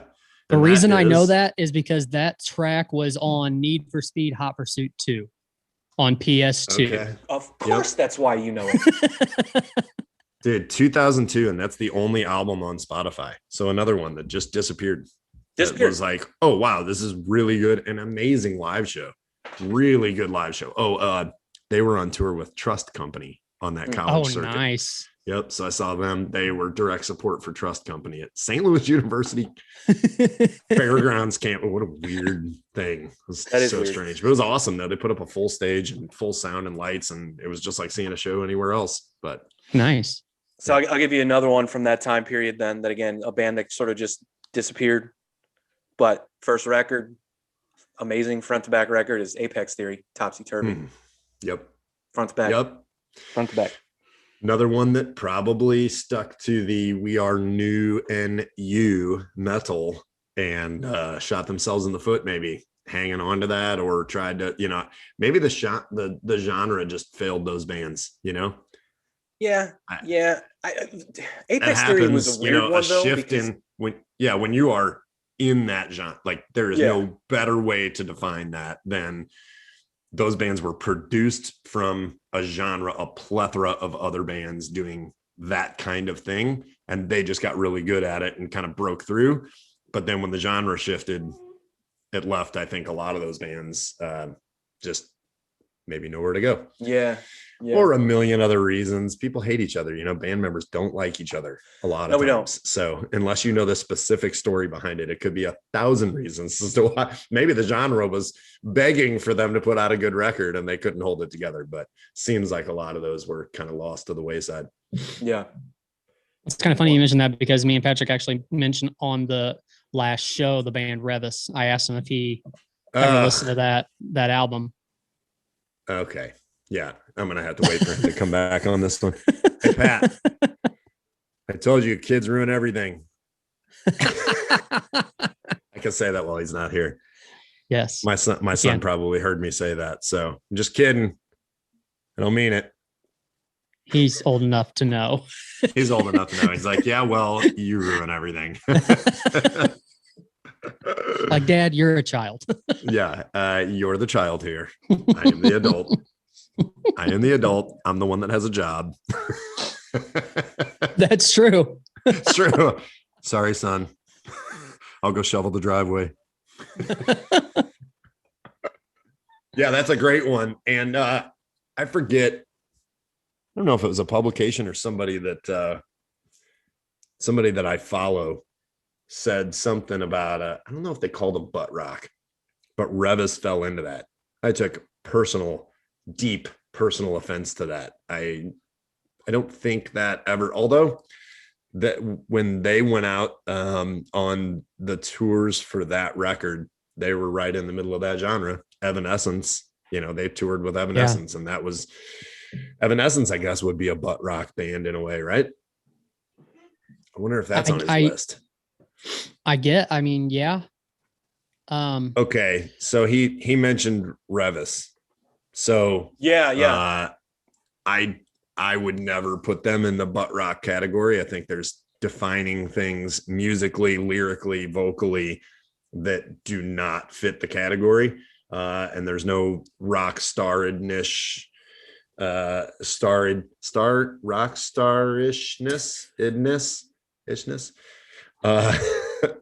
would lean that direction. That record is amazing. Places for Breathing, So good. So see, I don't know it. Goddamn good. He brought him still up. Don't know it? No. So listen, so he brought him up on the last show, and I was thinking, I'm like, yeah, I mean, I guess they're kind of butt rock, but they're still good, right? And then we started talking about like, who do we know that talks about them a lot? And then your name came up, and I was like, is Joel friends with them? Like, where are they from? Aren't they like from somewhere around here? Yeah. And then I was Southern thinking Illinois. of a completely different band. Yeah. It wasn't Southern Revis. Illinois. I looked up Revis and that song that they had that was popular, I guess. I was like, oh God, this isn't who I was thinking of. And B, I've never listened to this band. I'm an asshole. Yeah. So yeah, I knew about them. I need to go back. I admittingly found out about them late. Everybody, that was like the Southern Illinois band, the one that broke away from Carbondale area, and it was like the Southern Illinois Pride.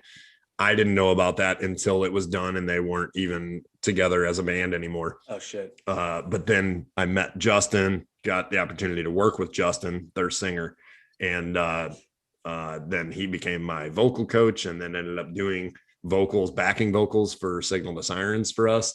And then they got back together, and it was this whole thing. We ended up taking some of their gear back from Southern Illinois out to California when we went out. And so in getting to know those guys, got to know the music, and was like, dude, I don't know how I missed this, but that record is so good. And you look at the timestamp on it, it is so ahead of its time. Like, that's what I keep hearing. It's solid. There's no way you don't like this record from start to finish. And then they got back together. There was turmoil within the band that caused them to not continue, but they were right in that. They toured with Evanescence. They did the whole MTV thing when MTV would have TRL, and they would put the band in that little room and have them play and everything. If you can look those up, yeah, they did a full concert like The Used and Story of the Year, like all around that time when Evanescence was like at their peak, and then didn't go on to do another record. Yeah. And so that's unfortunate. Or got shelved maybe. So then when they got back together years later, after we had known them and everything, they put out one single. That I think they did a record, put out one single, broke up again. and so that single made it, and you can listen to that. It's called Save Our Souls. Great song, excellent song. And that made it to being released. And they didn't like the deal, I believe is what it was. They didn't like the deal that was presented to them. Justin or the rest of the party, if I'm misspeaking, sorry. But they said, we're not going to go through that again. And that record never saw the light of day. And it's good. It's a really good record, and it's shelved forever to only be heard by a few people. So but yeah, it's a great example. I took offense to it when I saw it, and I forget where I saw it, but somebody had called them butt rock or something in that category. And I was like, really? Like, man, I would never, but I don't know. I guess depending. Yeah. If you heard it because you heard they were on tour with Evanescence or something, maybe that automatically gets you lumped into, that scene, but yeah, check that one out. You'll enjoy that record. I promise. I'm going to. I went down a YouTube rabbit hole just for that one single, and I know they were on like Jimmy Kimmel and like the late night shows. I was like, how did I miss this? How did I miss this? Like, all together? How did I? Yep. How did I? It was only through, our friends from Southern Illinois that we even found out about that. And then to come to find out that they were like, that was the band that you wanted to play with if you went and played the Copper Dragon in Southern Illinois or something like that. They were the ones that broke out of Illinois and hit a major deal and went on tour and everything. Those are the Wiley stories I hear. Maybe that's why I'm always like, Wiley. Yep. Yeah. Wiley and Pete and all those guys. Yeah. Yep. Yeah. Shut up, Wiley.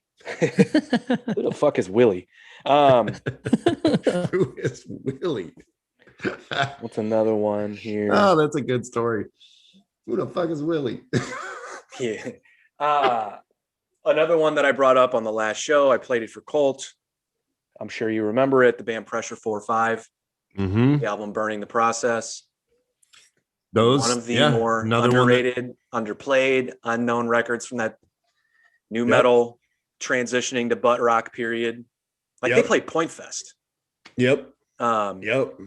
That was around the Lost Prophets time too. I actually saw them with Lost Prophets in Kansas City at whatever I don't think that venue is still open, but it was like the Mississippi Nights size venue in Kansas City. And man, they blew the roof off of it. They actually opened for Lost Prophets. I think they were kind of flip-flopping on that tour. And woo, I was like, God, I know Lost Prophets is good, but that's going to be tough to beat. Like they were insanely good. So, but another one that just didn't happen. Didn't make it past that era. Just kind of went away. Here's another one for you from that era. Little on the heavier side, but I only bring it up because the singer now is one of the most successful butt rock bands out today. Do you remember the band Moto Grader? I know the name. I couldn't tell you any of it. Maybe if I heard it, but somebody we know is a Moto Grader fan. So they put out a self-titled and kind of fell off the face of the earth. But that record, we're talking, it was new metal-ish, but that's the record had vocal hooks for days. That's why I liked it. But that guy is the lead singer of Five Finger Death Punch. Oh, okay. The new butt rock. The new butt rock. The new butt rock. Five Finger Death Punch and Bad Wolves. Oh yeah. Well, do they have a singer? Well, I would say, is it possibly R.I.P. Bad Wolves? Well, the band said they're going to keep going without the dude. I don't know. Yeah, it could be done. You know, they hit enough success to find the right guy and make it work. You know, that guy's really good. Yeah. Did you go see Mudvayne when they played the pageant? Never saw Mudvayne live. Really? Yep. Patrick's seen them 413 I've times. seen them a lot. I don't know what it is. It's one of those bands that I guess every time they were in town, I saw them play. But, man, I was all for it when they came out. They played the pageant. I want to say this was probably about 2012-ish. So they're already Mudvayne. They're already radio hits, music video hits. They're Mudvayne. And then remember, it was sort of like a big deal. Like, oh, they're coming back to the pageant. That's pretty cool. And they came with 10 years. And they got Snot back together, which I don't know if you remember Snot, but their album Get Some, again, one of the most underrated records from a time period, new metal, I guess. But Tommy from Bad Wolves, who at the time was in Divine Heresy, sang for Snot on that tour.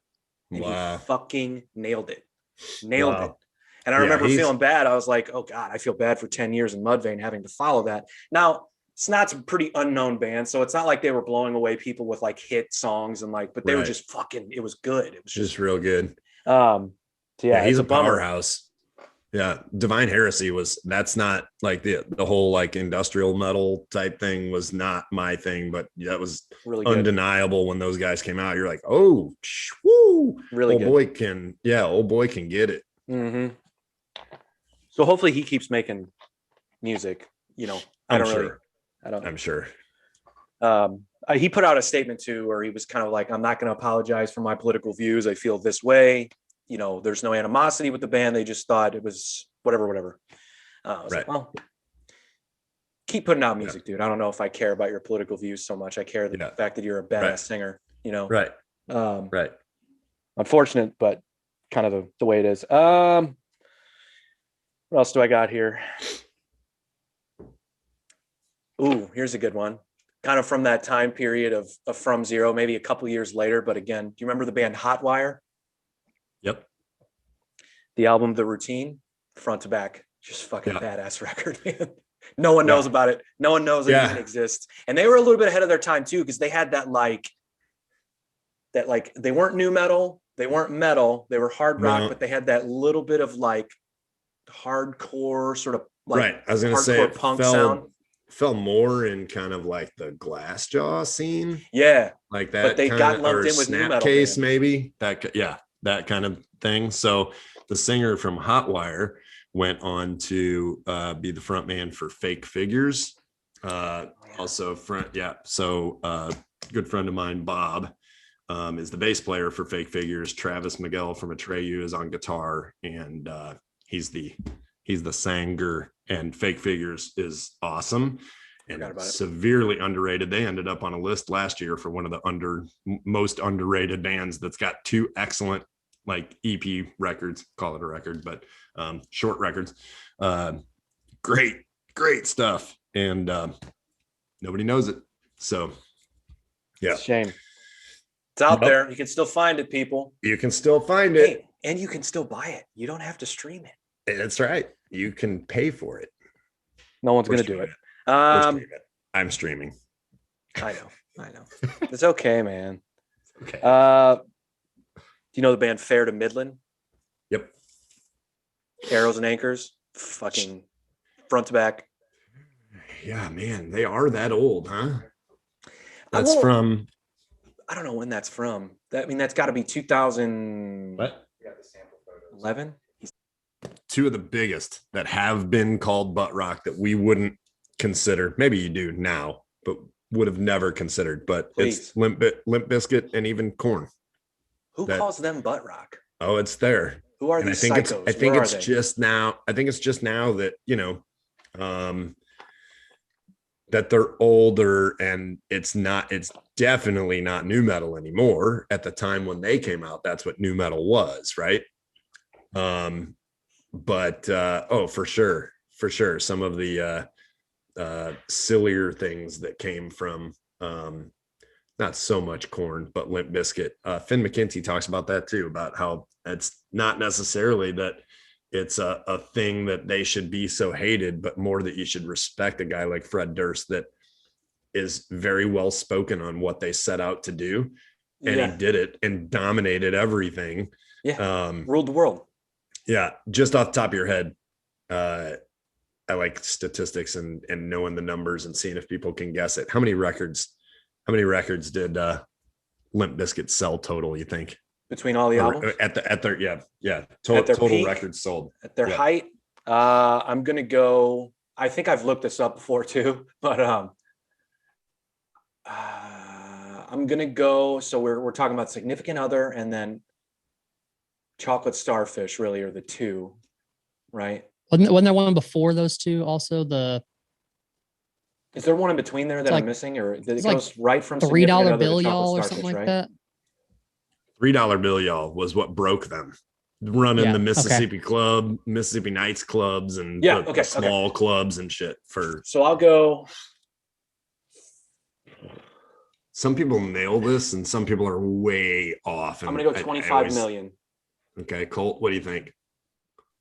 Geez, I don't know. I'm not good with this. I'm not good with this. Well, here's what'll help you too, because we were kind of talking it out, and even though I was the one that looked up the answer, the group talking a bunch amongst band dudes is that you have to consider that they started selling records pre-MTV. Yeah. Then they really broke MTV with Faith, with the cover. Right. And then went on to do Significant Other. And then I didn't even realize how well the other records beyond that did.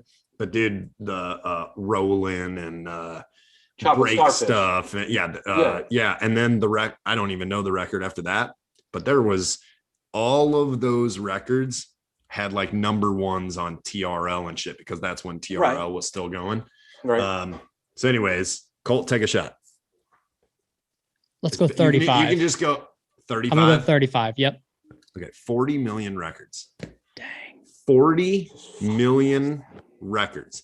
I'd say Fred Durst did what he wanted to do. I think he knew what he was doing. Yeah. Yeah. So I just looked it up here, but at the time when we looked that up, it was a 10 million record difference. This one now says that Korn also holds 40 million records.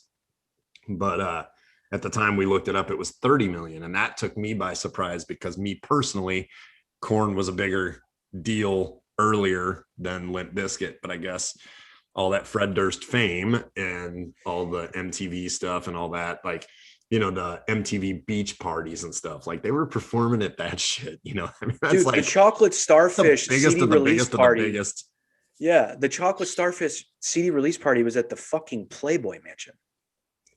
Like, it doesn't get any more, like, when we're talking like pop culture, like it doesn't get any bigger. Yeah, you know, that's really what it was. Yeah, pop culture, right? Holy like, fuck. Have you guys been to a Limp Bizkit show? Yeah. Yes. Does he come out of a giant toilet? He did for one tour. He did that on Oscars, right? They did that at Woodstock. Yeah. Like what? I think it was I think so. I think it was Ozfest. Yeah. Woodstock. I remember because I've watched it a billion times. They just yeah. Crazy. Like you talk about doing whatever the fuck you want to do, and that attributing to their success. Crazy. I'm gonna come out of a toilet. Climb out of a toilet. It's gonna work. It's gonna be awesome. People are gonna love it. Don't worry. Can you imagine? Unreal. He had a thing too that was his thing early on, and I found this out later on when I was watching some documentary on them, and he isn't even the one that admitted it. It was other band members. But when they were like first starting out and getting a little bit of buzz about them, when they would go, when a radio station would ask them to come play one of their festivals or they would get booked on a bigger show, he would always be a dick to the sound guys to get attention. It wasn't anything wrong with the sound. It wasn't anything, like he did it on purpose because people started talking in the audience would go, the fuck's this guy's problem? What actually is going on here? Right. Everybody would start going, well, why is he so pissed? He would delay the start of shows by 10, 15 minutes because he would make the sound guy keep changing. Wes, keep playing the riff, keep playing it. Don't start yet. Mm-hmm. Don't kick the drums in yet. Like I need more of this. And it was all an act. Yeah. Just that happened that's on the Woodstock footage, I think, right? Like I don't remember where I think there's a whole thing of like, can you guys hear me? Can you fucking hear me? Or whatever. That was all fake. And an unbelievably awkward long amount of time. Yeah. That was like, can you guys hear me? Yes. No. That was all planned. Like, who are you talking to? Like this person individually, or you mean all these people? You mean this ocean of people? Can everyone hear you? Probably not. Yeah. But that was all a plan to make the introduction of Nookie bigger. Right. Just draw it out. Yeah. Right.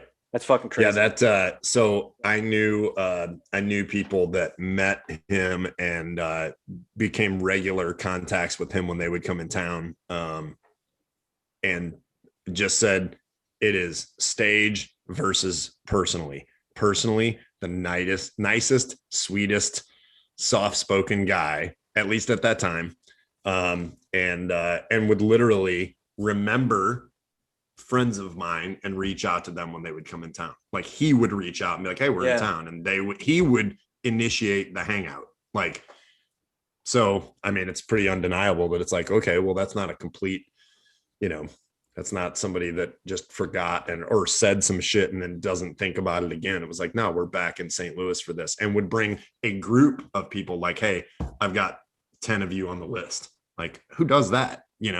Fred Durst. Rock stars. Pretty weird. Right. Rock stars for sure. Pretty weird. Yeah. So anyways, I loved the statistics on that. And we should look that up sometime in comparison. Maybe I can do that. Go on to your next one, but I'm curious, like what else, what's a good comparison across another genre that's 40 million records? Well, we were talking about it on the last show. I forgot, but dude, Country Grammar for Nelly is a diamond record by itself. Diamond. Like I guess that's I don't know insane. How it escaped me that he had sold so many records when he was popping like that, but like 10 million for one album is just insanity to me. I think that's a good comparison when you talk about total album sales. I think Nelly's right around the 50 million mark or something, maybe. Could be wrong about that, but maybe. 2020. What's on my list? I'll throw another new metal out there. I think the album Confession by El Nino is one of the more underrated records from that time period. Front to back, melodies for days, catchy. El Nino? Yeah, Confession. Is that what you said? Yeah. Great record. Yep. What's another one? Great live show too. Spine Shake, Self-Destructive Pattern. Melodies for days, but heavy as fuck. Spine Shank, and that's one that just completely missed my radar. I knew of it, and people would pass it to me that I gotta hear this record. And these guys, Brandon Ardinger, pops. Yeah, he loves Spine Shank, man.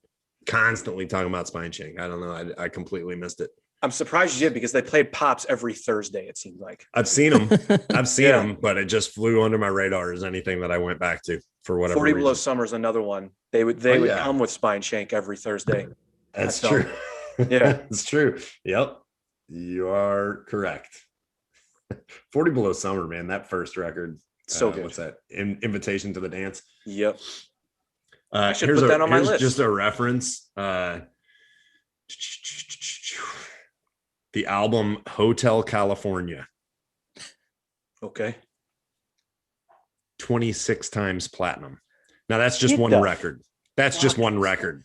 But you think about, like, as a catalog, a band like Limp Bizkit doubled Hotel California. Their catalog versus one record. But right. Yeah, I'm just trying to find something compared to on this list, but that's interesting. God, but 26 million. 26 times platinum for one record. Jesus Christ. Yeah, what's the name? So like 10 million's diamond. So what's 20? Have we even given that? How many records have done that though? Like single records have sold over 20 million. The list has to be short, right? I say, is that a thing? Has that been done? Well, he just named one. Yeah. Oh, I'm sure. Okay. I'm sure, okay. Dude. When I started this list for reference, the Beatles is at like 190 million records sold or something crazy.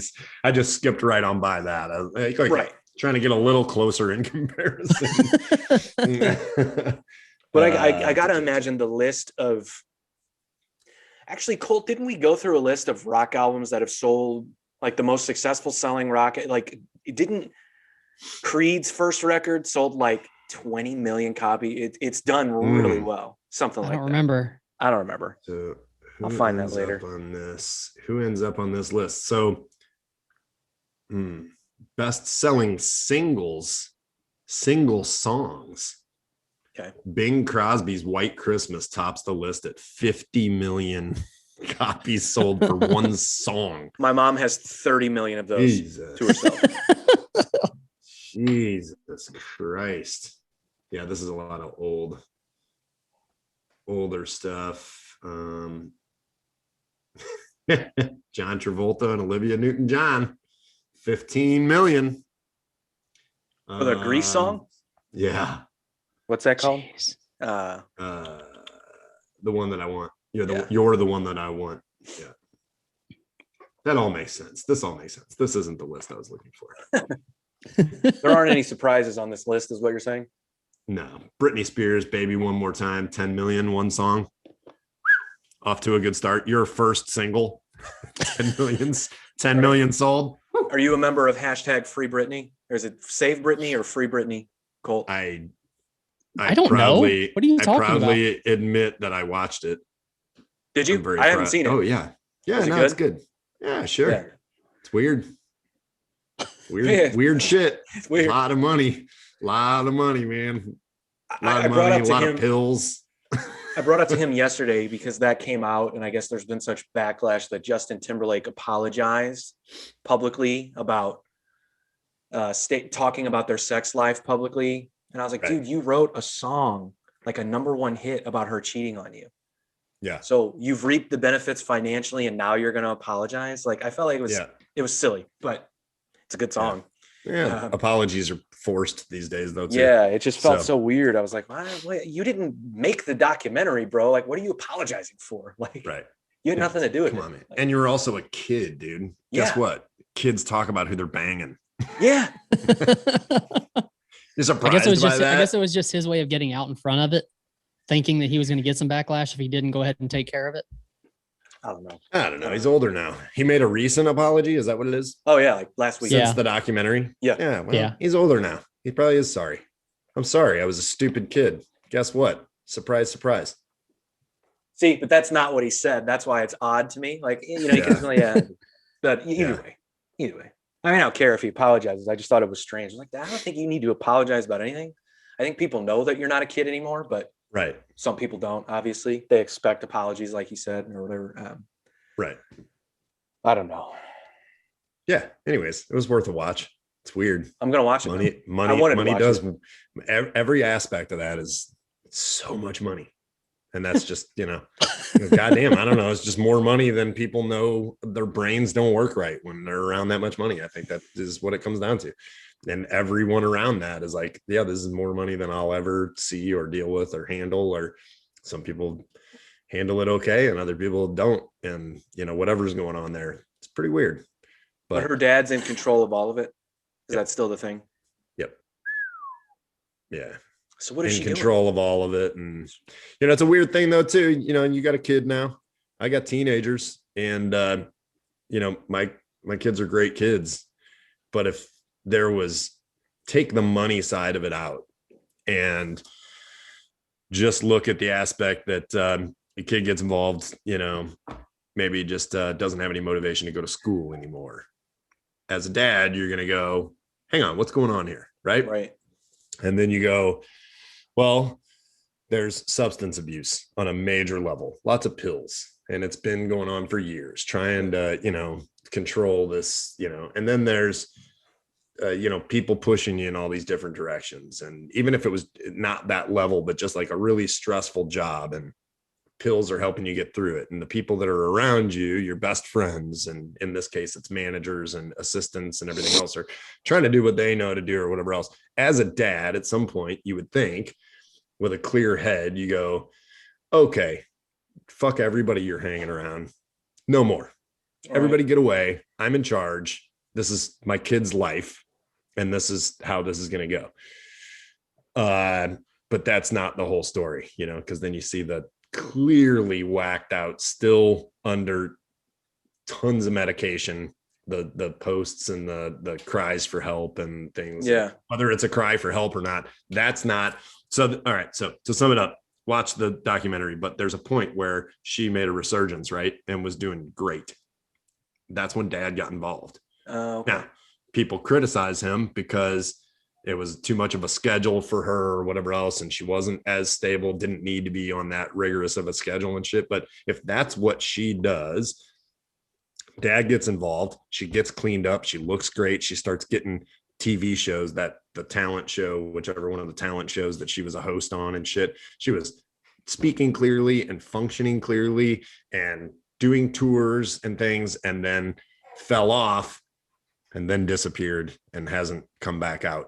But so, who knows? There's a lot of weird stuff. Dad's not the most liked guy and whatever else. But as a dad, I look at that and I go, well, that's not that weird. That would have been like, hey, yep, we got to step in and do something here because you're completely off the rails, right? But all the other shit that, she has no control over anything and still is not doing well and hasn't made a statement. Like if she was well, you would think a statement would come out like, hey, I'm good. I'm just not doing this anymore. I've had too much madness in my life, but none of that has happened. And then there's, I won't fill you in on the rest of it, but yeah. So it's weird to watch because, and then taking all of that into account, you go, also you're worth more money than everyone in the world. Not everyone, but basically on that big of a scale, it's pretty much like, oh yeah. And then you have all this influence of, it's more money than most people will ever have to understand how to deal with, Right. So crazy story. Yeah. That's crazy. Poor Britney. Yeah. That's why I said, is it free Britney or say Britney? I don't know. I just read about the hashtag because I'm a twatter. Yeah. And I just watch it. You'll enjoy it. Yeah, I'm going to. I just read that like, oh, your dad's in control. It's ridiculous. And I was like, I don't know anything about her. I didn't even know there was a drug thing with her. I had no idea. I don't know. I think clearly there's got to be something pilled out or something. Just in her voice. Here's the biggest thing. When she got cleaned up and comes back, I can't believe we're spending this much time talking about Britney Spears. Dude, I'm with it. I'm not ashamed at all. But people are like, these guys are really something. But just speaking clearly and not talking like an infant, just in her voice and shit. Like when she came back out, she's articulate. She is functioning properly. It's a noticeably physical difference in how just her mannerisms and how she talks and how she looks. And you can see it in her fucking face. When she came back out and was getting those shows and shit, she looked healthy and like career's on track and everything looks great. and then just a physically noticeably physical difference between that and the videos and shit that have emerged now. It's like, oh yeah, she's not well, clearly. So it sucks. Yeah, I'm gonna check it out. Man, I love music. Oh, it's funny. I love music documentaries, so that's why I'm gonna, even though it's more about a person, not necessarily about the music, but right. If you haven't, and if you're even curious a bit, I watched the Go-Go's documentary. It's on maybe Amazon Prime, maybe. I watched it the other day. So good. It's one of my favorite music documentaries now. It is so good. I was telling Colt, like, yeah, you don't know the stories around like them having male groupies and them like they would go to jail now if it happened today. Like the abuse they gave these male groupie dudes. Like there's videos of it, and like, yeah, they were something else, man. It was a great documentary. Anyway, wow. I mean, I wasn't alive when they were popping, but you know, you heard the stories later on. I'll check it. Good documentary. Anyway. So how many I don't know. I've not been counting. I'm just okay. In between whining dogs and whining babies, I'm just picking what I have written down here. Well, we spent a half an hour on it's over. We had a half an hour on Britney, which we weren't expecting, but yeah, we may want to. Sounds like your son is ready to. Britney's not. Yep, that. Britney's not considered.